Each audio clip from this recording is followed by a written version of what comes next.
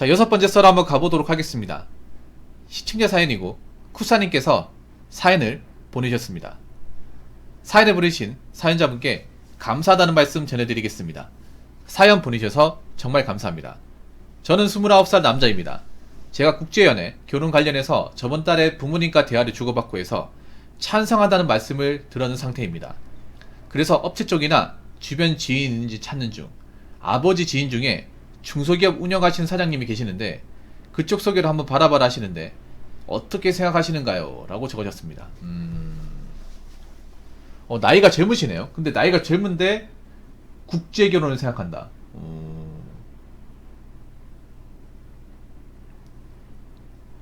좀 특이하네요. 난 보통 국제결혼 얘기 나와서 나이가 좀 있는 분이 생각을 했는데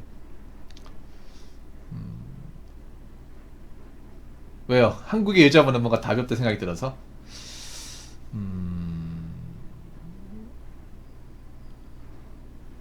부모님도 국제결혼에 대해서 긍정적인 입장이세요?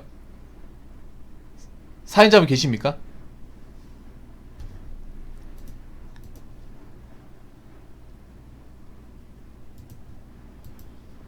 그럼 어느 나라 국가의 여성분하고 결혼하고 싶으신 거예요? 어느 나라 여자분하고? 그냥 나라 상관없어요?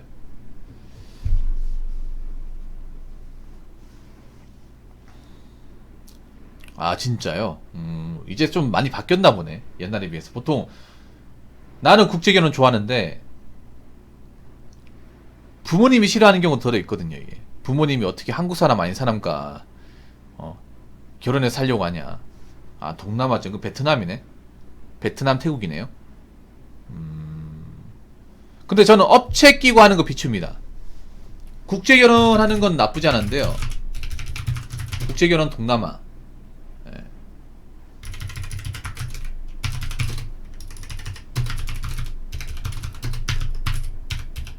국제결혼에 대해서 나쁘게 생각하지는 않지만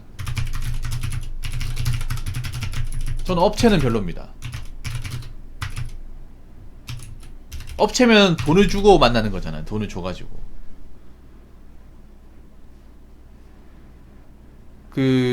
나중에 혹시 외국 가서 좀 만나볼 생각은 없어요? 저는 개인적으로 동남아를 만날 거면 영어를 배워야 된다고 생각합니다. 영어를. 그러니까 사람들이, 남자들이 웃긴 게 뭐냐면 자기는 가만히 있으면서 그냥 돈만 주고 만나. 이거 정말 반대야. 이거 옛날 방식. 옛날 노총각 분들이 하는 방식이에요. 본인이 지금 얘기한 거는.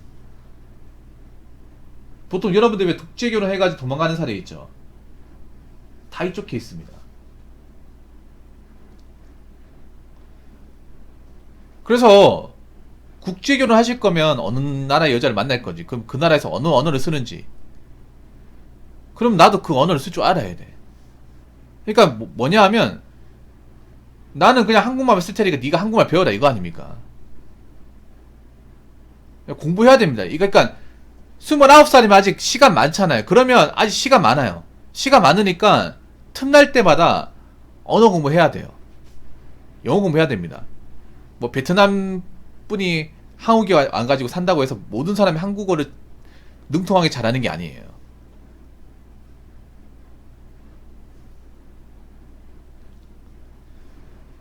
그리고 업체라는 게 검증이 안 돼 있잖아요. 그 사람이 어떤 사람인지.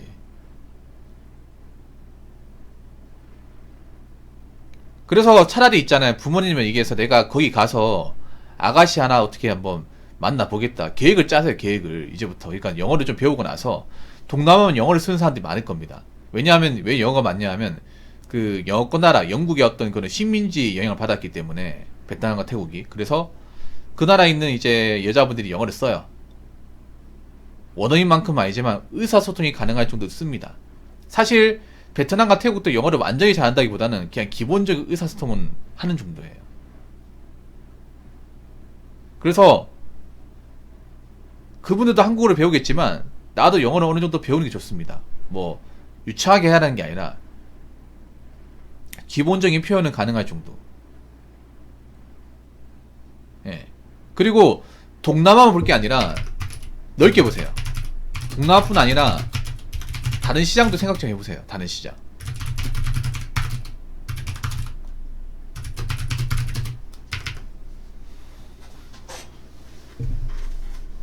그래서 일단 여건 발급부터 하세요. 여건. 네, 여건 발급부터 하세요. 그러니까 님이 지금 업체 받으려고 한다는 거는 나는 지금 갈 생각이 없다는 거잖아요. 네, 갈 생각이 없는 거잖아요. 난 그냥 가만히 있을 테니까 니들이 와라. 이거지 않습니까? 근데 이게 참 문제가 많아요. 여건이 있다고요. 그러면 언어를 배우고 나서 나중에 한번 부모님한테 얘기해서 한번 갔다 오는 거 어때요? 뭐 집이 어렵고 한 건 아니죠. 혹 직장 때문에 문제 있어요? 직장 때문에?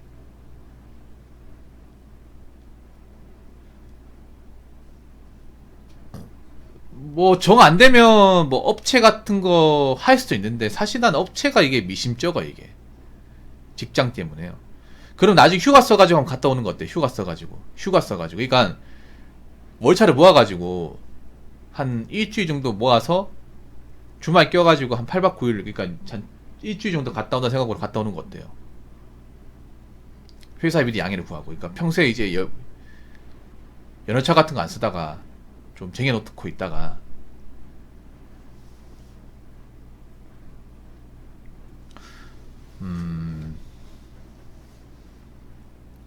현장이 힘들잖아. 봐봐 나 이게 제일 안 좋아. 이게 봐봐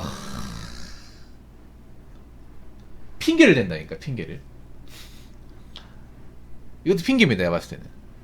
쓰려면 쓸 수 있어. 왜 못 써? 근데 자꾸 이제 내가 원대까지 가기 싫으니까 그런 분도 있어. 남자들이 이동하는 거 싫어하는 사람도 있어. 보수적이라고요. 공장 쪽에서 일하십니까? 공장 쪽에서.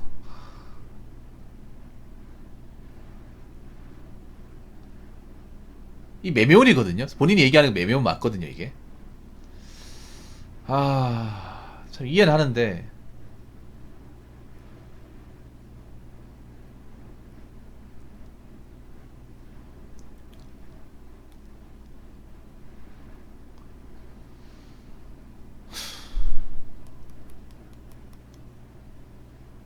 아니면 뭐 국제결혼 아니면 있잖아요. 그런 모임 같은 거 있어요. 아니면 그런 것도 알아봐. 그러니까 돈 주고 만나기보다 주변 지인 중에 국제결혼 케이스를 한번 다 찾아봐요. 카페 같은 데 이런데 다 찾아봐요. 일단 다 찾아보고 나서 그런 열람방 같은 거 있잖아요. 아니면 뭐 대화방 이런 것도 있단 말이에요. 그런 것도 좀 알아보고 나서 정 안 된다 싶으면 매매를 하세요. 정 안 된다 싶으면. 내가 보니까 국제결혼도 매벌이 해야 되는 경우가 있고 같이 버는 경우가 있어요. 동남아는 같이 버는 경우가 많아요. 동남아는. 다른 국제결혼 뭐 일본 쪽은 외벌이가 됩니다. 일본은 대체로 외벌이에요. 여자가 일을 안 해요. 왜냐면 일본 가정 자체가 대부분 외벌이기 때문에 일본 여자가 결혼하면 외벌이 갖고 해야 되는데 동남아, 필리핀 그리고 베트남 쪽과 결혼하면 외벌이보다는 맞벌이가 많아요. 왜냐면 그분들이 일을 하고 싶어 합니다. 대체로. 왜냐하면 그쪽 나라 여자분들이 대부분 일을 해요. 그쪽 나라에서. 일을 안 하면 집안이 안 돌아가거든요. 그래서 여성 경제 참여율이 굉장히 높습니다. 개발성국 여자분들이. 집에서 뭐 일 안 하고 탱자체도 노는 거 한국밖에 없어요.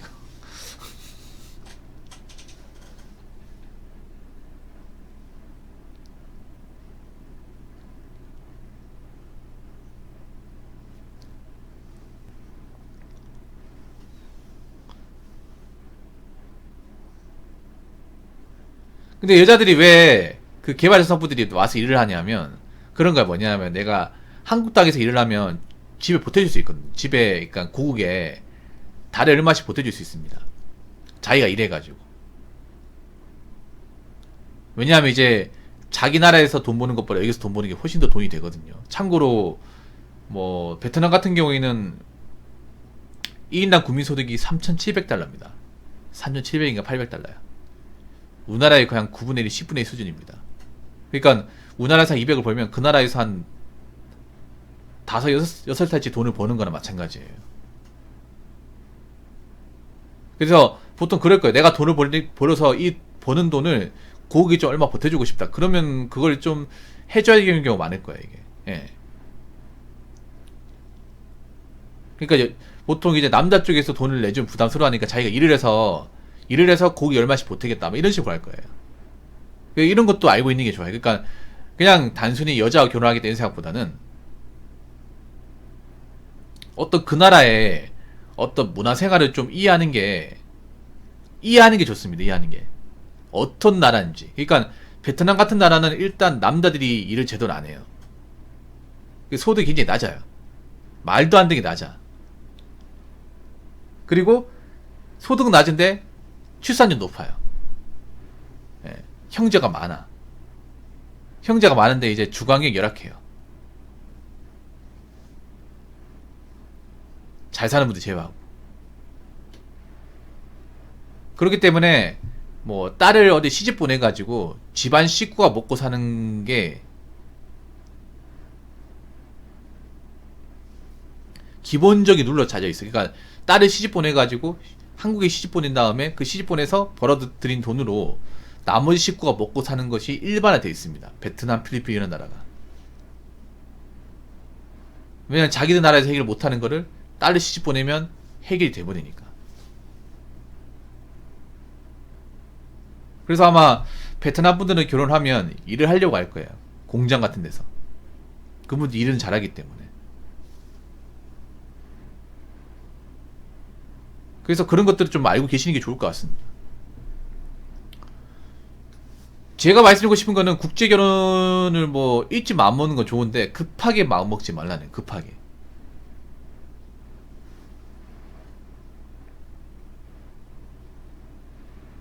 급하게 마음 먹지 마십시오. 천천히 계획을 잡아야 되고, 그리고 좀 더 알아보고 하셔야 될 것 같아요. 좀 더. 그러니까 돈을 주고 만나는 만남은 최후의 수단입니다. 최후의 수단. 아무것도 이제 안 됐을 경우, 이것저것 다 해봤지만 안 됐을 경우, 그럴 때 쓰는 카드예요. 그리고 매매를 하기엔 너무 나이가 젊습니다. 남자분이 젊어요.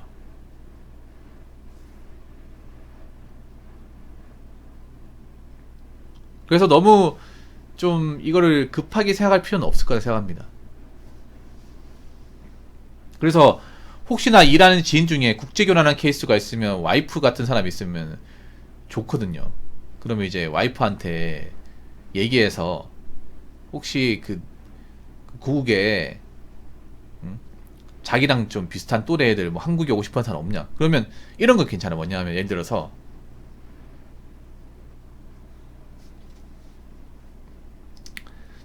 뭐 비행기 값 우리가 내줄 테니까 한국에 와라. 뭐 이런 식으로 꼬드긴 경우는 가능해요.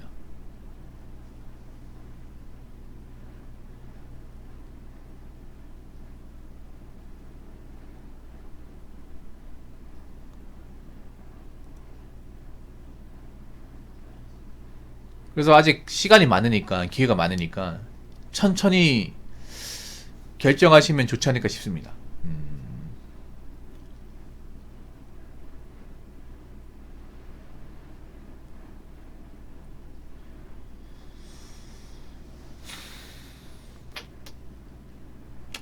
꼭 돈을 주고 만날 수밖에 없는 거고, 난 사실 이게 좀 이해가 안 되거든. 돈을 주고 만나는 분들이 오죽하면 저럴까 되는데,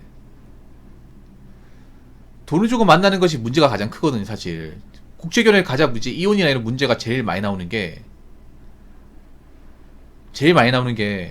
대부분 돈 주고 만난 거. 돈 주고 매매혼.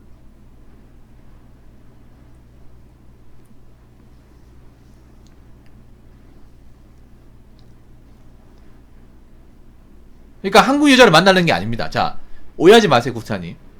한국 여자를 만나려는 게 아니라 국제결혼 할 거면 천천히 알아보라는 거. 천천히. 왜냐하면 여자분들 아셔야 돼요. 한국 여자만큼 나이 차를 극명하게 따진 나라가 없어요.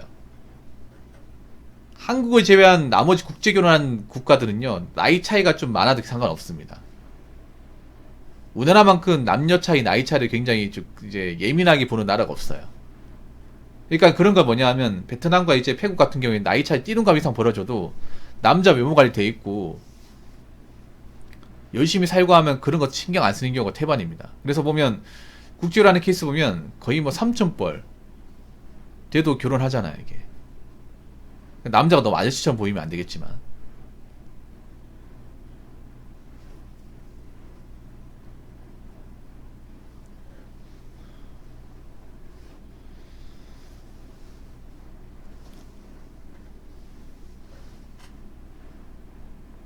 그래서 결론은 일단 좀 주변에 좀 뭐 커뮤니티나 아니면 이제 좀 국제적인 케이스 아니면 카페 같은 거 알아봐서 어떻게 하는지 경로를 파악해 보시고, 예, 그런 걸로 좀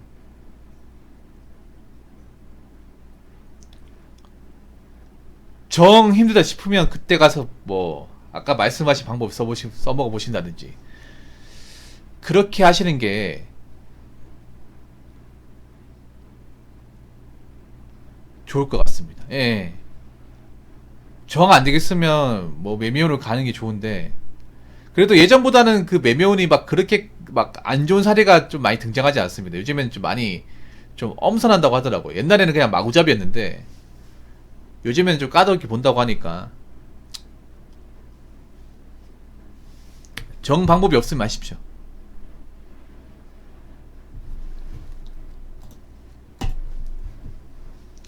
자, 이상으로 6번째 썰 마치도록 하겠습니다.